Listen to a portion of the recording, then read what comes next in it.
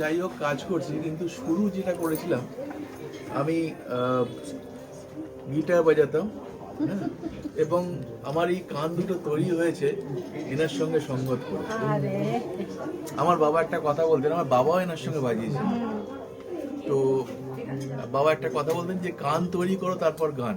আপনাদের সকলকে এইটুকু আমি বলতে পারি, কান তৈরি খুব দরকার।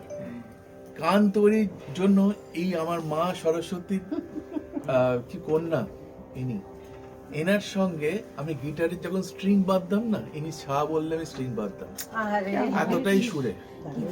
গিটার টিউনিং, তানপুরা টিউনিং এর মতন কান তো তৈরি হয় না। এগুলো কান তৈরির একটা দারুণ একটা কি বলবো, যে এই ইনস্ট্রুমেন্টগুলো যদি বাঁধা যায় ঠিক করে তাহলে কান তৈরি হয়ে যায়। কিন্তু এই সুরটা একটা টনিক সুর চাই, সেটা দিদি আমায় দিতেন। আর রেডিওয়ে অনেকবার ওনার সঙ্গে বাজিয়েছি, শোতে বাজিয়েছি, এবং আজকে যা কিছু করছি এনার আশীর্বাদে। ঋষিদা ভীষণ ভালো গিটারিস্ট।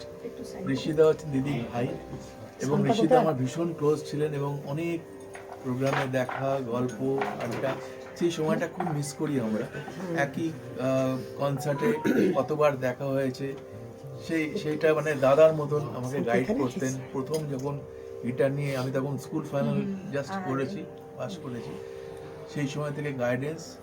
আর আপনারা খুব ফরচুনেট, যদি আমি এনার হতে পারতাম, সেই সময় আমি যে জায়গায় থাকতাম, যে তখন যদি আমি দিদির কাছে এরম শিখতে পারতাম, তাহলে হয়তো একটু শিখতে পারতাম।